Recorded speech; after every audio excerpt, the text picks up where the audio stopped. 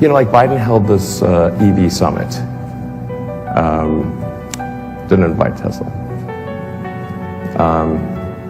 Invited GM, Ford, Chrysler, and UAW. An EV summit on the White House. Didn't mention Tesla once, and praised GM and Ford for leading the EV revolution. Does this sound maybe a little biased or something?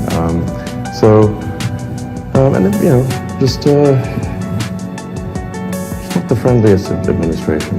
Well, Bill built the first software company in the industry, and I think he built the first software company before anybody really in our industry knew what a software company was, except for these guys.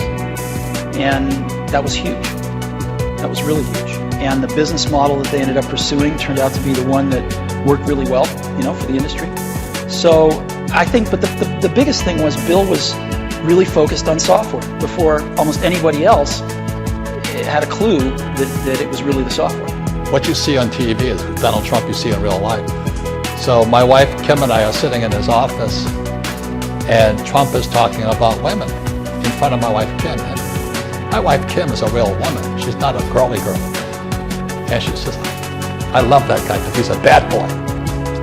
And then, in the world there's three kinds of men. Bad boys, nice guys, and wimps. How rich is too rich? I mean, Elon Musk, I think, passed the 300 billion mark. What do you do about it? So to think about what that man's accomplished and how he's changed everybody's lives in space, what he's done with electric cars, changing the economy, making it greener, should we punish him for that? Finally, you're obviously a very competitive person. You're competing with the likes of Jeff Bezos in Jeff who? You did an interview with Jordan Belfort. Yeah. The Wolf of Wall Street. He's not a financial guy. He's a fucking criminal. He's a convicted criminal that didn't pay back the people he ripped off. And he's a fucking rat. On top of being a criminal, he's a rat. And ratted out his boys. There wasn't a movie about that, about his life story. We wouldn't know who the dude is. When you take Warren Buffett, for example, and to be totally frank, I'm not his biggest fan, but he does like capital allocation, and he reads a lot of sort of annual reports of companies and all the accounting, and it's pretty boring, really. And he's trying to figure out does Coke or Pepsi deserve more capital?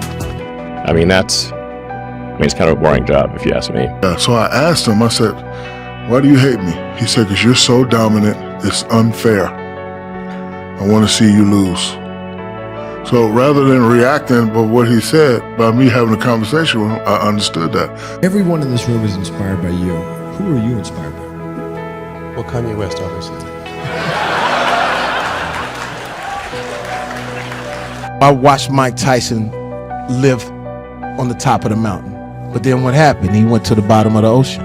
This is what was interesting. I called Mike. I said, Mike, how you doing? All praises to Allah, my brother. I'm happy. I said, really? Why are you happy?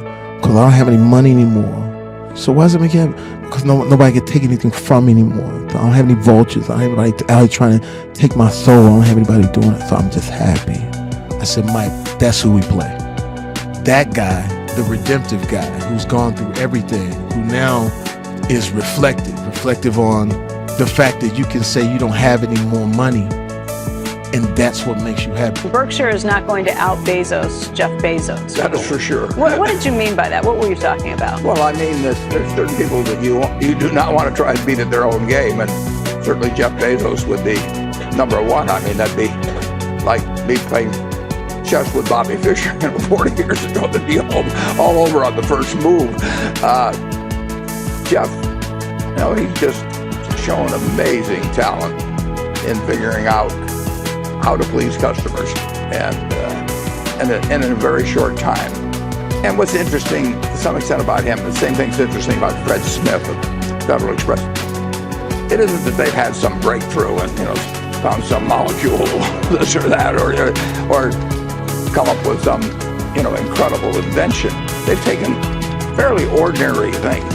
Starting buying books but Fred Smith took the airplane and the delivery truck and the postal service, but then he just put it together in a very imaginative way, with a central hub and all that.